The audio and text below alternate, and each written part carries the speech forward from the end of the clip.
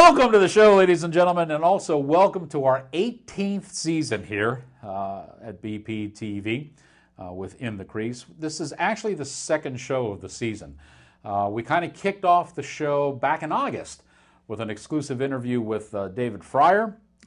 Dave was, among his many other duties and responsibilities, chief referee for Western Pennsylvania and also head of a college league. He was also one of the principal scouts for the Pens at the prospect camp, and he came in and gave us all of his rundown on the players that we could expect to see and the ones that he thought were good. And we kicked that all off in August.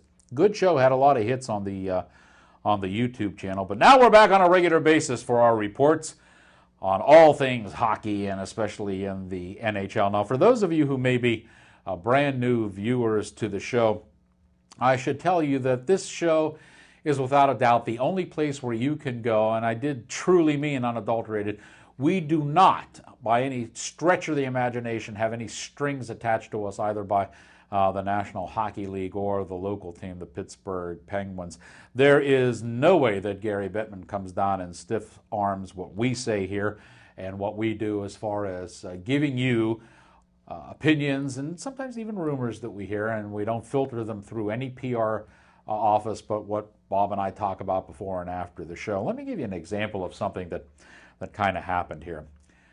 Two words I thought I'd never say in a positive manner, and that's Patrick Waugh. This guy is a jerk, okay? He really is. He was a jerk when he was playing. I never liked him at all, and Bob can attest to that. And then he went and he coached into the juniors, and I think probably everybody in the juniors hated him as well. He had a reputation for being just a complete idiot, not idiot, an ass is what he turned out to be, is what people, and he wouldn't take any stuff. But I got to tell you something. I think considering what Gary Bettman has done to the NHL and the game of hockey, Patrick Waugh might just be what this league needs. I think it was the first game of the season. If you haven't seen this yet, this is absolutely classic. He gets into it with Bruce Boudreau. This thing is fantastic looking. In fact, we're going to go to the clip right now. Let me show you Patrick Waugh sticking up for his team that he's now coaching, the Colorado Avalanche, at the end of the game. Take a look at this. Right here. Look at him. He's not worried about, Bolesky, not worried about the puck there. And then Fistrick took exception.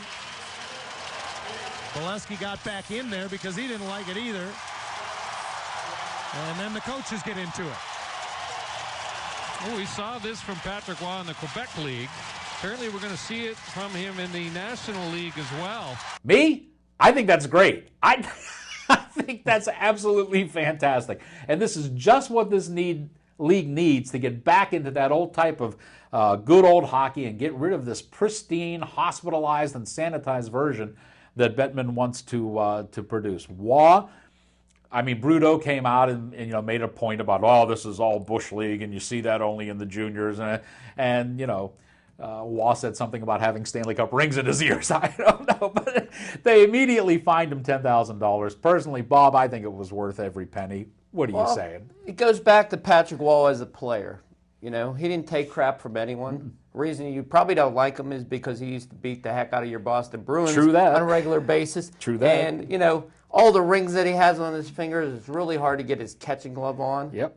Hard to get his mask off when he wants to pound someone. What Patrick Waugh did was letting his players know, I got your back. Mm-hmm. The league always complains about what? Cheap shots. Yep. Extra activity after the whistle. Well, all Patrick Waugh did was get into a Anaheim Duck player's face and said, hey, don't need my player.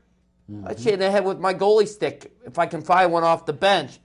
Then Boudreau butted in. Mm-hmm. The best part about that is Boudreau was a bigger blockhead in the NHL when he played, had a little cup of coffee, and we're talking a little sip of coffee here, than Waugh had all the years he played. I know Waugh had a couple fights. Boudreau was known to need people and cross-check people in the little time that he had in there. So it's kind of like Boudreau calling out Waugh for what he made a living at. Right.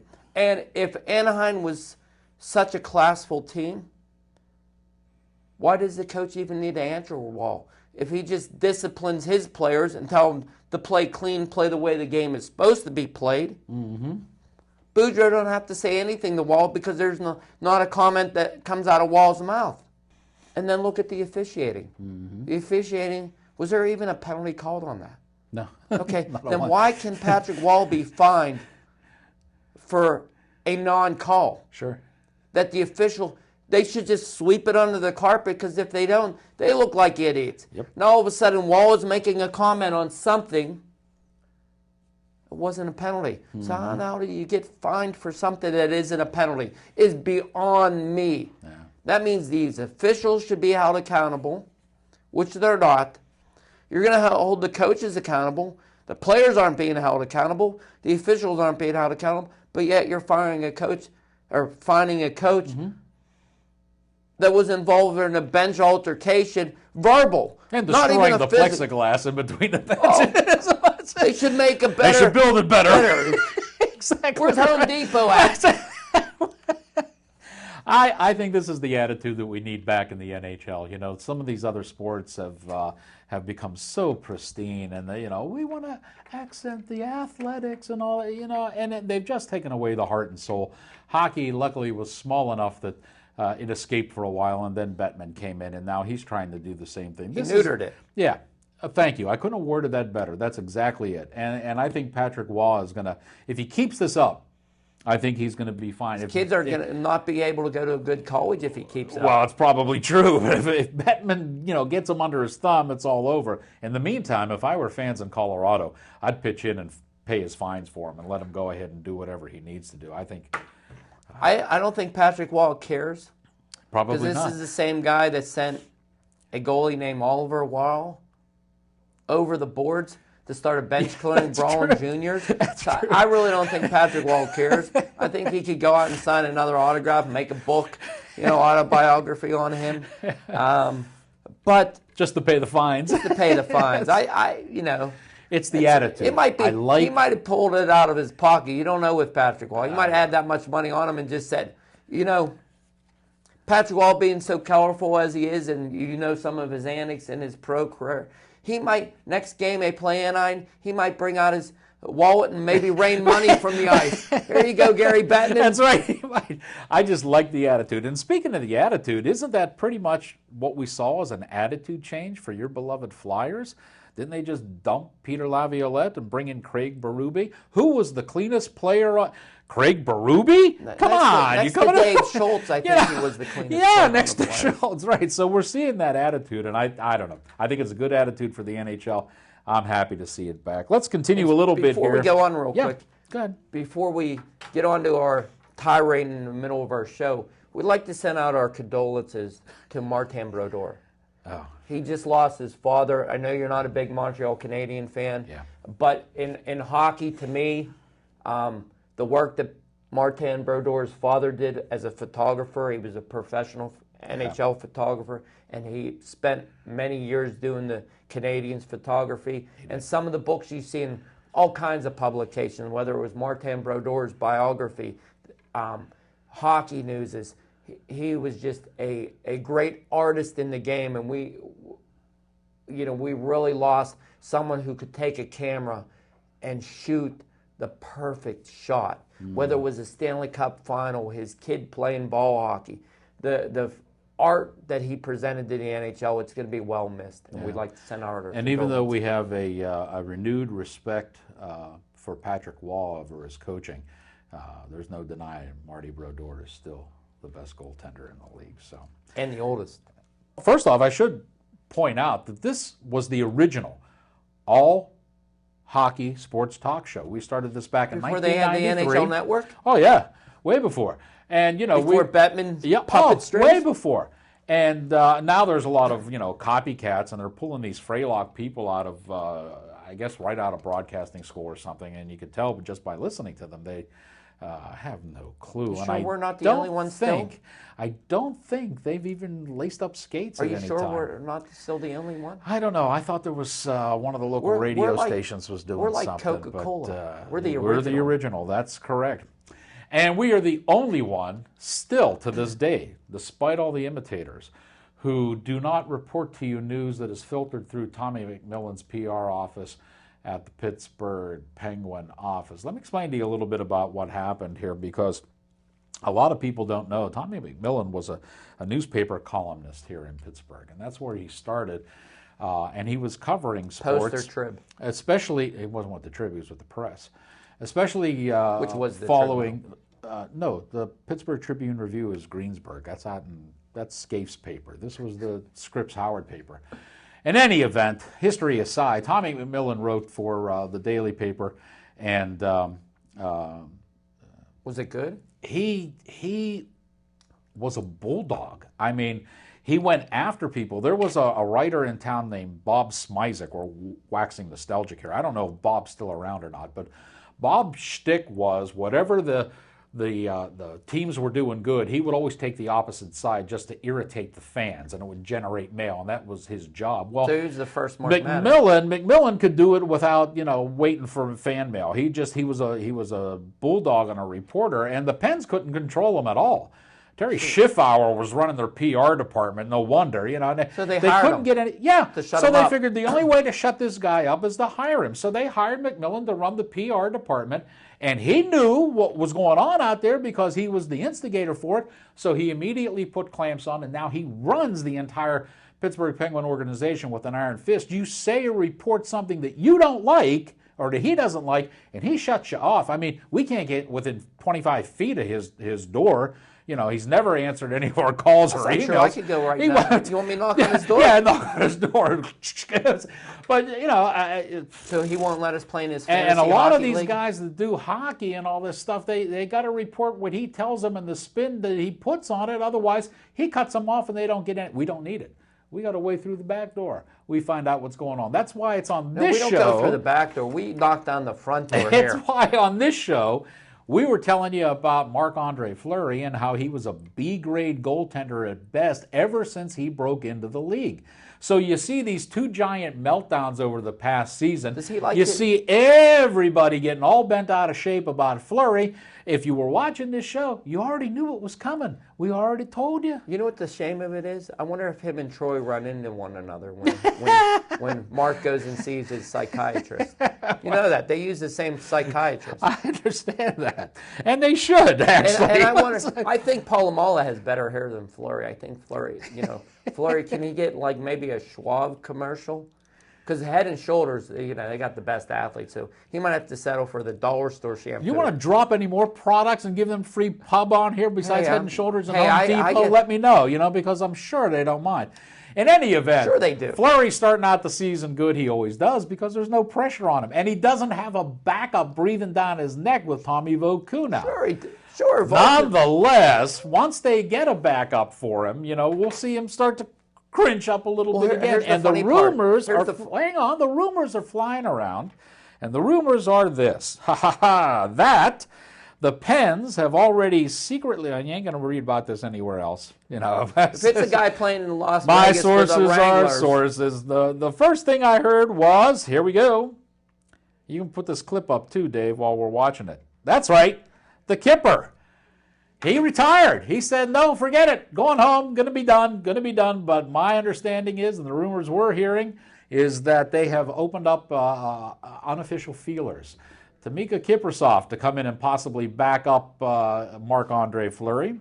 The other one of your favorites, Jose, and he's not on a stick, Theodore, is also having some secret conversations with the Pittsburgh Penguins about coming in and being a backup. And the whole reason for this is what we've been hearing is that Tommy Vokoun, although he's been a leader in the locker room and a leader for the team and got a standing ovation from the fans on opening night, his career may actually be done. I think it is done because when you're messing with blood clots, he's on Coumadin, which means he can't play until that goes through his system and gets all phased out. It's like an oil change almost.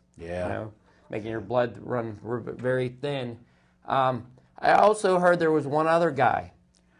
Now, is this legit, or this are is very legit. You pulling this? As it was advertised as, they probably would have gave him a entry-level veteran contract if he'd have been in a little bit better shape. He's ending up in Las Vegas right now for the Wranglers. Who's that? He doesn't need a lot of money because he got bought out this year by my team, which for whatever reason, I still don't understand why they gave him that much money, but I heard it was Briscaloff. If he can get into game shape in the minors, which he's playing in the coast right now. He just signed a deal saying if an NHL team gives him a contract and he doesn't play in the A, he can leave his contract in the coast to go play. Now, I heard Pittsburgh was real high on him because they can give him cap-friendly money where the other two, from what I understand, Kiprusoff won't come over to the States. He's happy playing in Finland, and I know some people in Finland that told me this, that he went back to play hockey in Finland just to be closer to his family. He really don't care about coming and winning a Stanley Cup because he said, how'd that help Iginla out? Yeah. You know, he felt, because him and Iginla has talked, said, yeah, Pittsburgh would be a good place for you, but he goes, Icky, you left to come to Pittsburgh to win a cup. Guess what? You didn't win a cup. And, you know, there's no guarantee Kiprusoff will come here and be used by Bousman during the season, and you need to play some games into the season to get ready for the playoffs. Sure. You know, a guy like Kiprusoff being up in an age, he needs 25, 35 games to get into shape. You know, any guy that's coming to Pittsburgh to sit as the number 2 fiddle, he's going to play maybe 25 games. Kiprusoff ain't driving all the way across the universe to play 20, 25 games. You came up with that big story we reported at the beginning of summer where you had that blockbuster trade that you had heard about, which would send Carey Price down to Buffalo, Correct. Ryan Miller to Pittsburgh, and Fleury up to Montreal. Is that still in the offing, or has that died? No, it died because obviously Montreal's happy with Carey Price.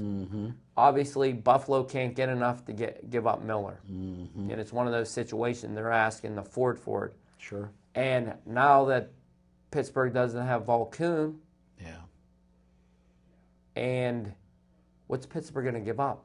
They've already gave up a lot of talented defensemen in many trades already. They used to be stockpiled with D. Now not so much. You know, Letang, what are they going to do with Letang? You know, contract-wise. Yeah, and they even went out and got Scuderi back, too, so, yeah. And they spent a lot of money, and they're real close to the cap. They are. So, you know, there's not too many moves they can do. That's why I don't think Jose Theodore is going to sign here. I don't think Kiprusoff's going to come here for those two reasons. Because I think Kiprusoff's a long shot, but at least you know, want the money. Pens did have talk. They with want them. money. And they're not going to tell you that in any of the other. But they want outlets. money, But and the they problem have had is talks with them. Briscaloff is already getting bought out. Yeah. So he don't need to make a lot of money. Good point. Good point. You know, it's switching from the goalies for a little bit, and I hate doing that because that's why we call the show In the Crease. Gary Bettman, the little Napoleon of the NHL, came out with a marvelous statement at the beginning of the season saying that his perfect hockey game, and he believes that all hockey games should have 10 goals. Now, that doesn't mean you beat your opponent by 10 goals. He means 10 goals scored by both teams is his ideal idea, whether it's 6-4, 8-2, 5-5, So he wants to kiss 7-3, his sister, whatever. basically. He wants mediocre. He believes that's how many goals there should be. And to that extent, he's made a couple of rule changes. They've made a couple of rule changes. One, again, is now we bring the goalies back in, cutting down on their pads again. This is supposed to be another thing to help get that magical 10-goal set. Bob? Doesn't work. Doesn't work. It's like telling a kid he can't have a piece of candy and putting a candy jar on top of the refrigerator. That kid's going to outsmart that parent. He's going to find a way to get that bucket of candy off the refrigerator. Same thing, you know. Now goalies are going to start lying about their height. Okay, because the rule states now that it's got to be so many inches accordingly your thigh board from your knee, so it all comes back to your height. Now, obviously, Ben Bishop, if that's the case, then why aren't they letting Ben Bishop, who's 6'7", I believe, in the NHL, who's the tallest goalie in the NHL, he should be wearing a pair of 40-inch pads then, not 38s. Right. Because he's tall enough where his knee doesn't hit where it belongs to hit when you're measuring a pair of goalie pads. So if we're going to make these smaller guys wear the right size, then shouldn't Ben Bishop be able to wear the bigger pair of pads? Because basically what happened is For example, a guy named Manny Legacy who played for the I remember Blues. Manny Legacy Okay. and the Minnesota North Stars. Correct. Too. Yeah. Manny Legacy was a guy who was 5'9". Yeah. Should have wore a pair of 34-inch goalie pads. He wore 38s. He'd wear 34 where his knee hits, plus 4. Makes Right. it 38s. Right. Okay? All these guys are clogging up their butterfly with wearing a bigger thigh rise. Sure. What that does is gives you more pad on the ice, of course, but you can't skate because you can't move. Because all these goalie pads now are above the groin area. Gary Bettman, what he should have did, in my opinion, is he should have did this years ago. Hey, if you're 5'6", this is the size goalie pad you need to know. But Gary Bettman's also clueless because he doesn't realize that everyone's measurement from the floor to the middle of the knee is all going to be different because there's not two measurements alike. Like, for example, I wear a 32+1, and the other reason I got to wear a 32+1 because they don't make straight 32s anymore unless you're going to spend $2,000 on a pair of goalie pads. Right. My measurement from the floor to the middle of my knee is 18 and a half inches, which would set me in a 32 knee spot. Sure. The other reason I think goalies are getting hit hard with the gear, especially the pads, because the pads are obviously the biggest part of your body. But we don't talk about these lethal weapons they call sticks. Okay? Why are you making my pads the proper size now? You shrunk them an inch on each pad. You made my goalie arm pads shrink smaller than a blocker. You made my catching glove below 300 circumference. You made my blocker shrink almost an inch up and an inch east and west. But yet we keep making these sticks that can shoot a puck 106 miles an hour. I'm unprotected.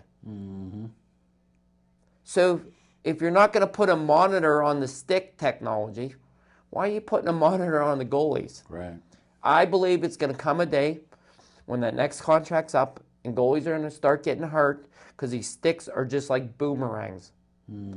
Think when the shot starts coming up to 105 to 110 consistently, you're going to see goalies saying, play without a goalie because I'm not going in there and losing my life. And that's exactly what Bettman wants. That'll give him his goals. That'll give him everything he wants. He'll make the net smaller and I believe that's turn what it's it into coming the to. NBA. Because how come baseball bats in Little League, Pony League, high school, college, and even Major League, for example, because the ball comes off of a bat a lot faster and a lot harder than it comes off of a stick blade, how come they have regulations on their equipment? Sure.